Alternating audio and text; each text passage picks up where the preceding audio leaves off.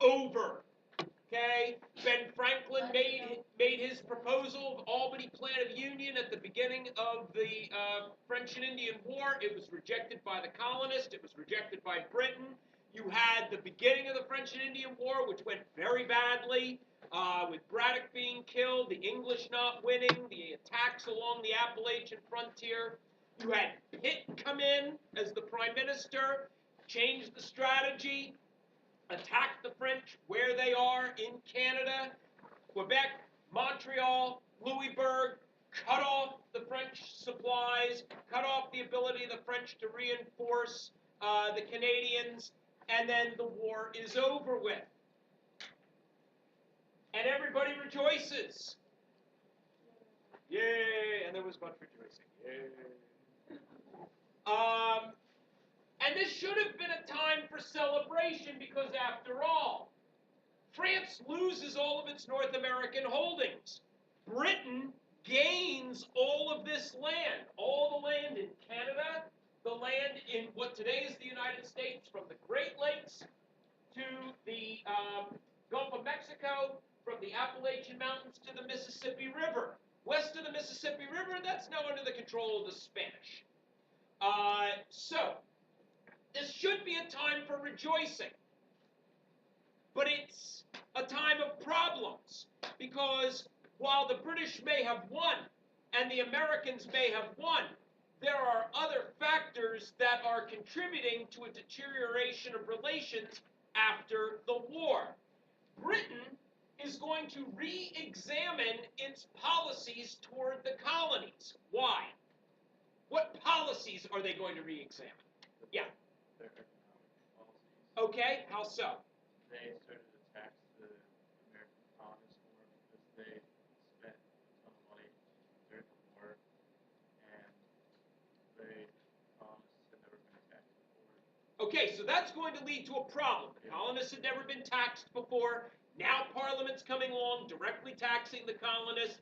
There's going to be conflict with that. Yeah. They started really enforcing the Navigation Acts and all the other acts that they came up with. Okay, so now there's going to be redoubling of the effort to make sure that the Navigation Acts are enforced. Now, again, why is that?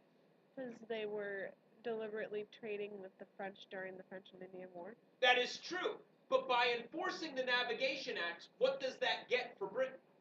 More money. More money. Okay, so this is all about raising revenue for the British. But it's going to come out of the Americans' bottom line. And that's a problem. That is a real problem. Now, one of the things that I had here as an objective was number 4. And you may have been a little confused by this. The effects of the French and Indian War on American colonists' attitudes toward their own sense of accomplishment. What do you see the Americans doing at the end of the French and Indian War that is celebratory that the British may be trying to stomp on? Yeah.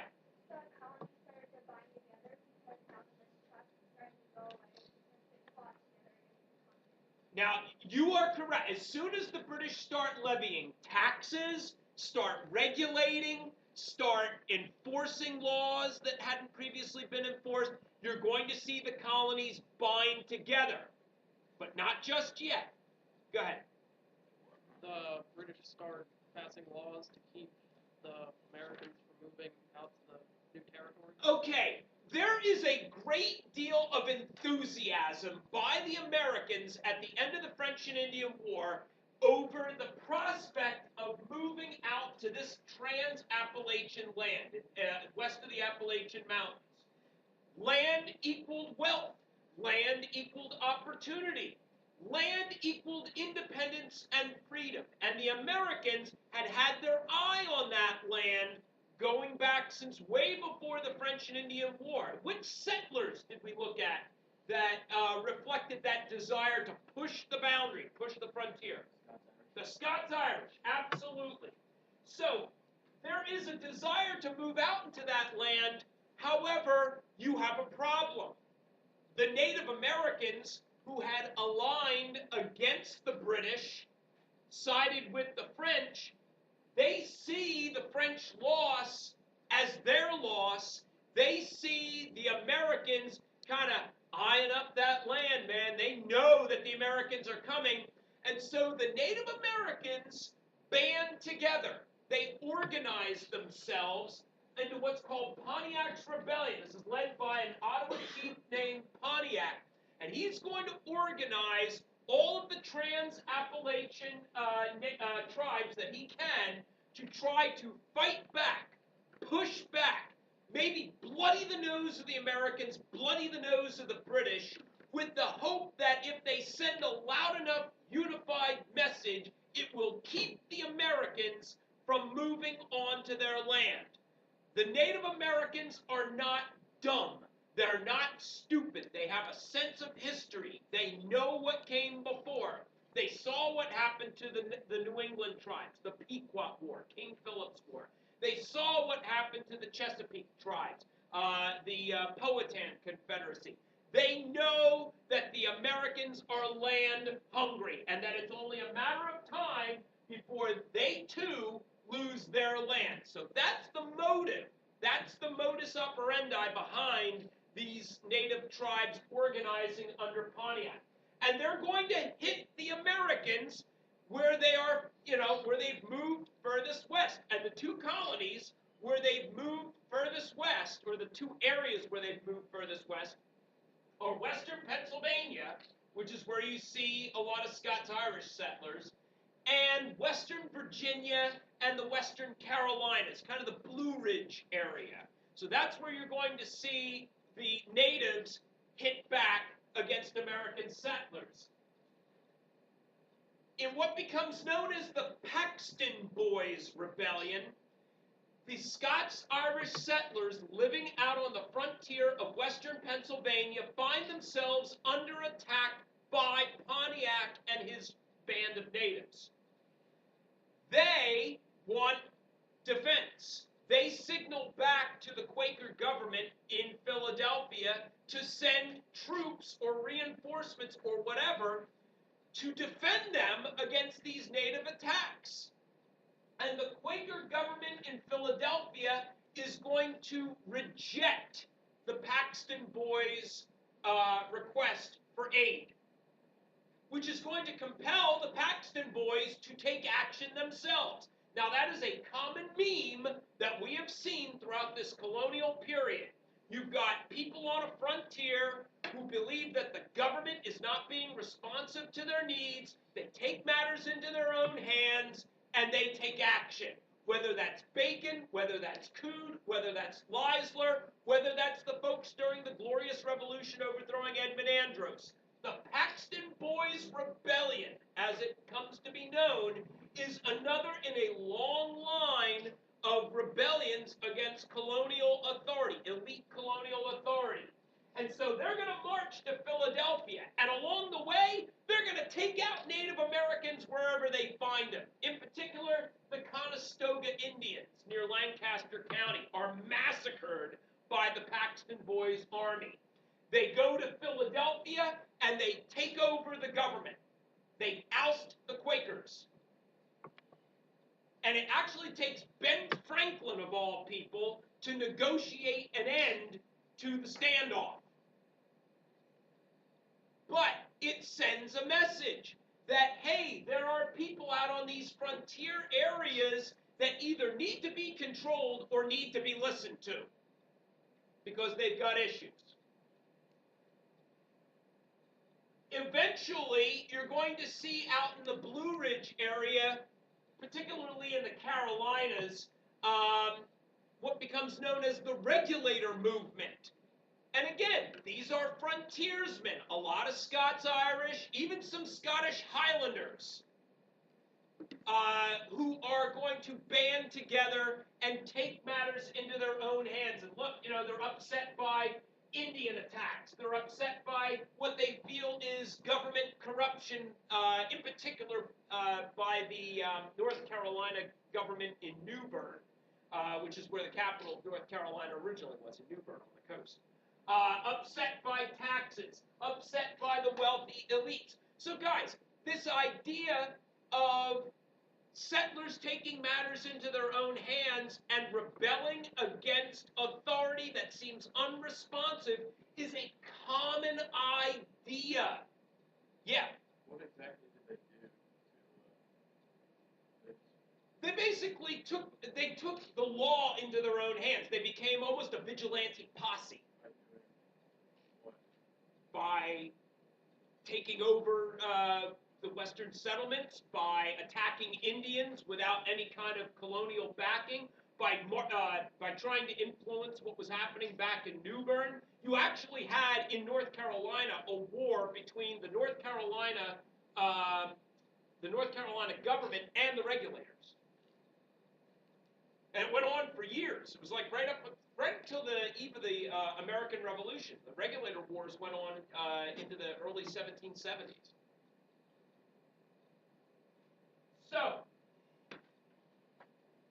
how are the British going to defend the people on the frontier? These people who want to move into the western lands past the Appalachian Mountains.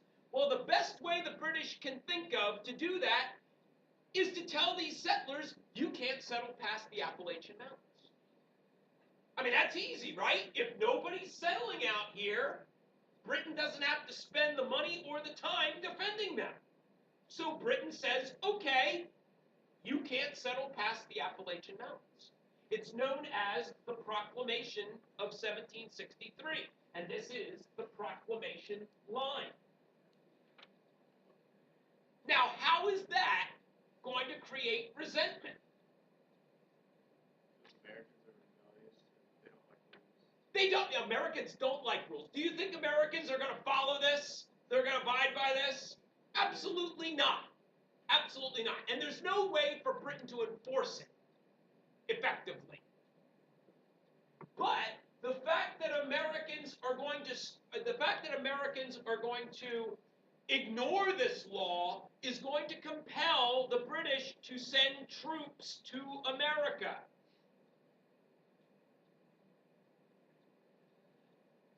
Guys, this is always a test question. Proclamation of 1763, I've got about 5 of these in my quiver to give you. There's always a Proclamation of 1763 line. Why did the British put it in? What do the Americans do? What was the Proclamation line all about? Some combination of those ideas. Okay? What the British realize at the end of the French and Indian War, and why the French and Indian War is such a game changer, is they realize that salutary neglect as a way of governing the American colonies does not work. Allowing the colonies to make their own rules, tax themselves, govern themselves, whatever they've been doing for 130, 140 years, is not effective because Britain is constantly having to come over and save their bacon, defend them from attack, spend money, spend resources, and the Americans don't seem to be giving anything back. Nothing in the form of taxes, nothing in the form of revenue from the Navigation Acts.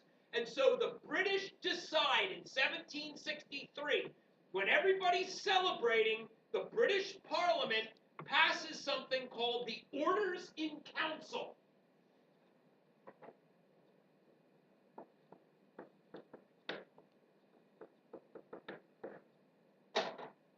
Orders in Council. And what the Orders in Council essentially says is, it shall be the policy of the British government to take a more direct role in the governing of the American colonies, to get the wealth that Britain needs, to get the money that they need, and to more effectively govern these colonists who don't seem to want to follow British law. So this is really putting the hammer down. And what you're going to see after this Orders in Council is a succession of rules and laws and acts that are put in place to more effectively, directly manage the American colonies. Navigation laws, how are they going to be enforced? They're going to be enforced using what are called vice admiralty courts. Vice admiralty courts was a court system that was governed by the British using British officials, you as an American could be arrested, and see if this sounds familiar, you could be arrested without any probable cause. They didn't have to have a search warrant. They didn't have to have any justification. You could just be arrested. You could be held in perpetuity without any due process. You could be held without a trial. You could be held without seeing the evidence against you. You could be held without hearing the witnesses against you. Does this sound familiar? Why does it sound familiar? Because today it's illegal to do all this. It's the Bill of Rights. It's why all this stuff is in the Bill of Rights. Because this happened. And it happened as the British were trying to enforce the Navigation Acts through these vice admiralty courts. What they did was they issued what were called writs of assistance. Writs of assistance were essentially search warrants, blanket search warrants. They could go into an American colonist's home without probable cause at any time. How's that for freedom? How's that for liberty? How's that for your natural rights?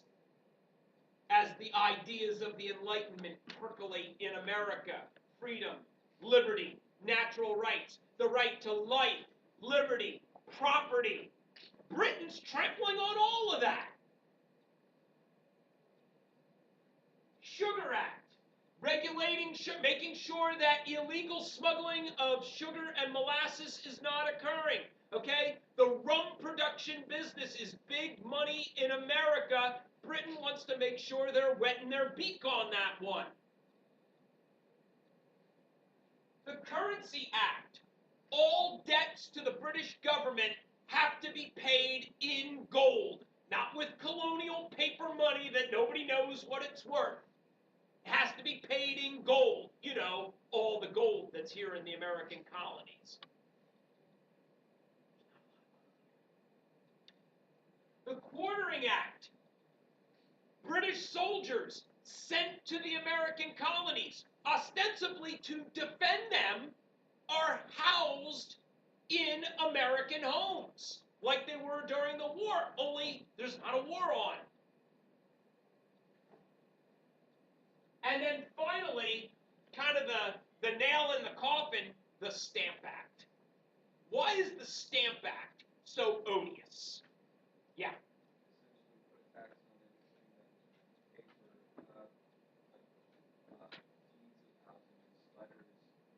Playing cards. Yeah, absolutely. They put anything that was paper had to have a stamp on it from the government.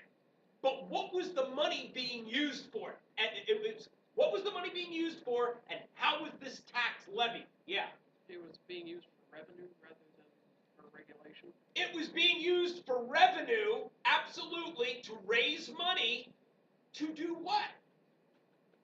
And this is the answer. I mean, here's the test question. This is the answer. Pay their debts? Or... To pay the troops that are living in their homes. So here, you have to have a troop in your home. We're going to tax you now to pay that guy.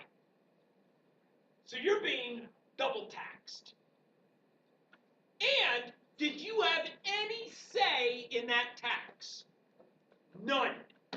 It was directly levied by Parliament.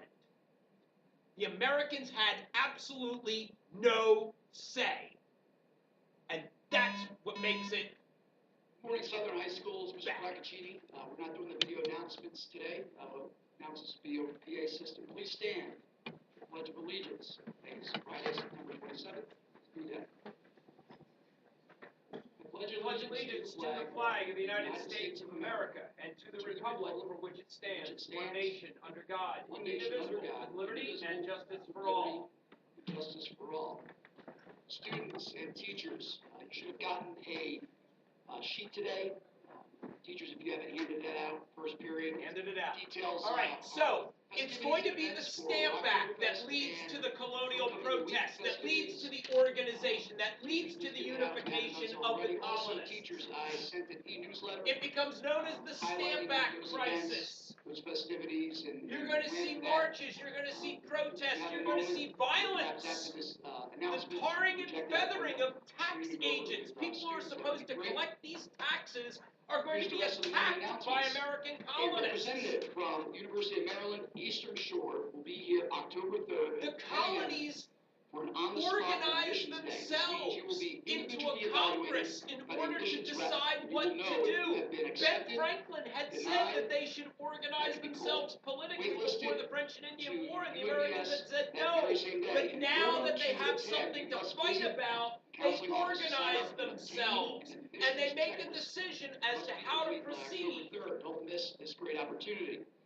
The annual Chick-fil-A Challenge for South River They're High going School will be to held organize information to make sure the colonies get information October 4th. in what's known as the Committees of Correspondence. Consider them the Colonial News Remember to ask and that Information receipt Network. Southern's bucket when visiting Chick-fil-A. You're going to see the formation of groups like the Sons of Liberty, Americans who are going to go out and attack tax agents. Winners will be announced at the varsity football game on Friday. Homecoming nominations will be And held they are next going week. to agree All lunch that shifts. they are not Please going to bring a give dollar any pitcher to nominate material supplies someone for to homecoming. England. Also, There is the going to be Minute to Win a It general sign-ups will be boycott on of Monday and Tuesday products only. going Monday to and Tuesday. England. If you They're wanna going sign to up as a hit student, England where it participate hurts, in the Minute to in Win the It wallet. Challenge competition, which will be held next Friday. And that's what's called a non-importation Show agreement. Bulldog They're Pride also next not week, going to Wednesday's import any Rockstar English Rap goods. They're not going to Star buy Day, anything made in England. Thursday's Big Tip Americans Day, are going to and make Friday's it Boom Coat Day. themselves, Join us even for if the it tailgate is crappy and Friday shoddy. afternoon for the South River They'll make it football game in the themselves. back parking lot. Transportation And will be it is provided to that South River. which leads to the Please sign Stamp up Act for the repeal. Minute to Win It The fact competition. that the Americans I made that announcement. organized, You see, got a couple other announcements. Students are protested, reminded to that it was return and successful. renew overdue library books. We are running overdue it led notices to the this week. Parliament realizing National Honor Society. this will isn't meet worth at it, and they 103 repealed the East Stamp Wadsworth Act. during So Bulldog what Walk message on does that Wednesday, October send 2nd. to the Officers Americans? and concerns will be discussed. This meeting is Rebel and we get what we want. Cyber-savvy Okay. dogs are I'll urged to check out collect the your new top school 10 list website if you want to at give it to me now.